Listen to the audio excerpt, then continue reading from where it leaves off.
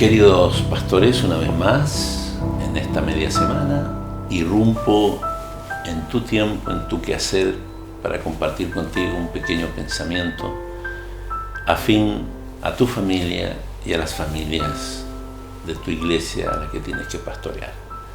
Como lo hemos hecho, nuevamente vamos a inclinar el rostro para pedir que Dios traduzca este pequeño mensaje y lo aplique a tu propia vida. Querido Padre, una vez más, preguntamos, ¿hay palabra de Jehová para nosotros hoy? Habla que tus siervos oyen.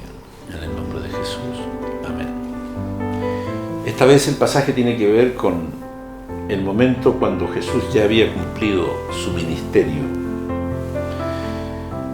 Tú sabes que como pastor que Jesús pasó 40 días después que resucitó en esta tierra. Y a veces como pastores hablamos poco de esos 40 días. Y en esos 40 días sucedieron cosas extraordinarias que cambiaron la mentalidad de los discípulos y por ende de la iglesia futura. Me refiero a aquel pasaje de Lucas capítulo 24, del versículo 13 en adelante, dice: y he aquí dos de ellos, hablando de los discípulos, iban el mismo día a una aldea llamada Emaús, que estaba a 60 estadios de Jerusalén, más o menos 13 kilómetros. E iban hablando entre sí de todas aquellas cosas que habían acontecido. Sucedió que mientras hablaban y discutían entre sí, Jesús mismo se acercó y caminaba con ellos, mas los ojos de ellos estaban velados para que no le conociesen. Y les dijo: ¿qué pláticas son estas que tenéis entre vosotros mientras camináis, y por qué estáis tristes? Respondiendo uno de ellos, que se llamaba Cleofas, le dijo: ¿eres tú el único forastero en Jerusalén que no has sabido las cosas que en ellas han acontecido en estos días? Entonces él le dijo: ¿qué cosas? Ellos le dijeron: de Jesús Nazareno, que fue varón profeta, poderoso en obra y en palabra delante de Dios y de todo el pueblo, y de cómo lo entregaron los principales sacerdotes y nuestros gobernantes a sentencia de muerte y le crucificaron. Pero nosotros esperábamos que Él era el que había de redimir a Israel. En esta porción de la Escritura podemos detectar algunos pensamientos que forman parte del quehacer de nuestra familia y de nuestro ministerio. ¿Qué había pasado? Obviamente eran momentos de confusión entre los discípulos, porque estaban conversando estos dos mientras caminaban hacia Emaús del aparente fracaso del ministerio de Jesús, si se puede usar el término. El texto dice: nosotros esperábamos que Él había de redimir a Israel. O sea, estos dos hombres iban conversando de lo que podría haber sido y no fue. Estos hombres estaban conversando de las cosas que no salieron conforme ellos querían que salieran. Y aquí hay un principio que a veces olvidamos como ministros del Evangelio. Y la pregunta de Jesús lo refleja. Mientras ellos caminaban, dice que un tercer personaje se unió a la caminata y ellos no sabían que era Jesús resucitado. ¿Y por qué no sabían que el que se unió a la caminata era Jesús? Apreciado pastor, mucho depende de lo que conversamos en la vida para que tus ojos se abran a la realidad a la que estás viviendo. ¿Qué quiere decir eso? A veces adquirimos el hábito de conversar en tu familia, con tus hijos, con tu esposa, con tus colegas, de aquellas cosas que podrían haber sido y no fueron. Y cuando tenemos ese hábito, yo diría hasta pernicioso, finalmente nuestros ojos se van cerrando a ciertas realidades. ¿Cuál es el El consejo: cuidemos nuestra conversación. Nuestra conversación tiene mucho que ver con el estado de ánimo, porque cuando Jesús intervino en esta conversación, les hizo una pregunta: ¿de qué están conversando ustedes? ¿Y por qué vuestro ánimo está triste? Mucho depende de lo que conversas en la vida diaria con tu familia y con tus colegas para que tu ánimo o esté arriba o esté abajo. Ten cuidado. Pídele a Dios que logre cultivar en ti el hábito de ser positivo, de no concentrarte en aquello que podría haber sido y no fue. Y entonces vas a tener el privilegio de disfrutar de la presencia de Jesús en tu vida. Miren, si eso ha pasado en tu ministerio, como quizás pasó también en el mío, no te preocupes, el Señor igual camina contigo. Pero no lo estás disfrutando.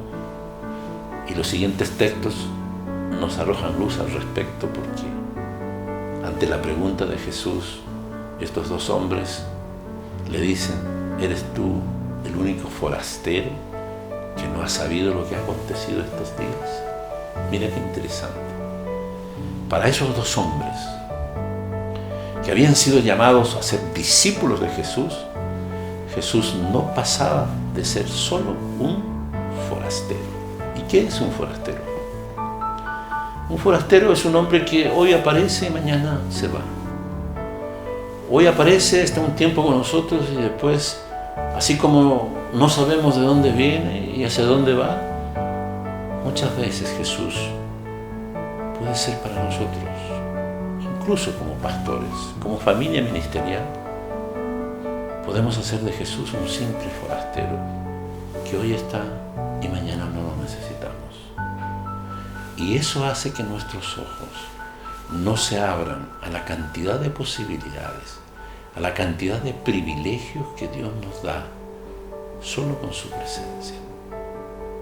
En algún momento de la caminata, Jesús comprende lo que les sucede a estos hombres, no se aleja de ellos y simple y llanamente sigue con la conversación.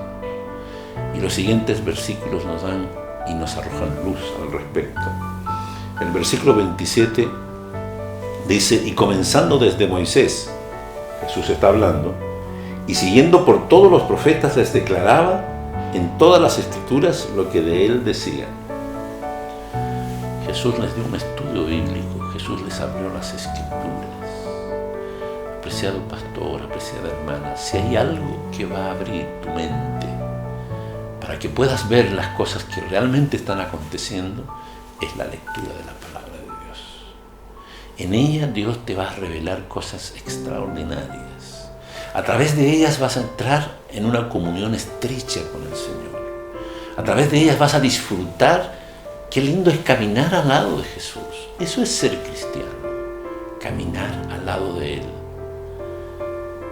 Y Jesús no camina a tu lado para no decirte nada. Jesús camina a tu lado porque tiene mucho que decirte, mucho que enseñarte. Le has brindado tiempo para que Él abra tus ojos, para que Él abra tus oídos. Ya puedo imaginarme que en ese camino de Emaús hacia el lugar donde iban fue una caminata interesante.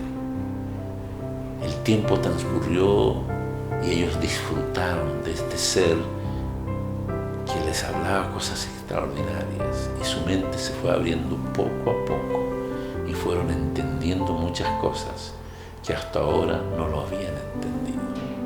Ahora su caminar no era pesaroso, no era el caminar de una persona que dejó a su ser querido en el cementerio y se va triste para la casa. Era un caminar con entusiasmo porque su mente se estaba abriendo a realidades, su mente se estaba abriendo a posibilidades, su mente se estaba abriendo a verdades que habían de transformar su ministerio. Y así fue. Cuando llegaron al lugar, Jesús dice que hizo como que seguía de largo, pero ellos estaban tan entusiasmados de esa conversación que le dijeron: Señor, quédate con nosotros, se hace tarde. Y Jesús se quedó con ellos. Toda vez que un pastor le diga a Jesús que se quede con él, lo hará. Y ese será el mayor privilegio que Dios nos haya dado. Y se sentará a la mesa contigo y abrirá sus manos y tomará el pan y lo partirá. Y en esa intimidad y en esa comunión, sentado a la mesa con Jesús, tus ojos se abrirán definitivamente y sabrás que el que caminaba contigo era nada menos que Jesús. Ahí sus ojos se abrieron y ellos llegaron a decir cosas como estas: no ardía nuestro corazón mientras caminábamos y nos hablaba en el camino. Apreciado pastor, esas son las experiencias que como ministros tenemos que buscar. La iglesia tiene que saber que tu corazón arde mientras conversas con el Señor. Y ese fuego traspásalo a tu iglesia y ganarás la autoridad que necesitas para hacer de la iglesia un instrumento en las manos de Dios. Qué linda experiencia. Ahora su semblante había cambiado, estaban completamente transformados. Sabían lo que había acontecido. Por eso será que el Apocalipsis, en el capítulo 3, versículo 20, dice: he aquí yo estoy a la puerta y llamo. Si alguno oye mi voz y abre la puerta, entraré a él, cenaré con él y él conmigo. Pastor, escucha el llamado de Dios a su vida, a su ministerio, a su hogar, a su familia. Si Jesús entra en su hogar, usted será un mejor pastor, un mejor esposo, un mejor padre.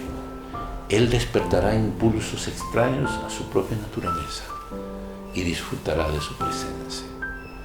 Pero hay que pelear esa batalla y no perderla. Oro por tu ministerio. Le pido a Dios que este mensaje pueda ser aplicado en tu vida y pronto disfrutes de la presencia de Jesús como nunca lo has hecho hasta este momento. Que Dios te bendiga, que Dios te ayude a cumplir tu ministerio junto a tu esposa y tu familia. Es mi deseo y mi oración para ti. Que Dios te acompañe.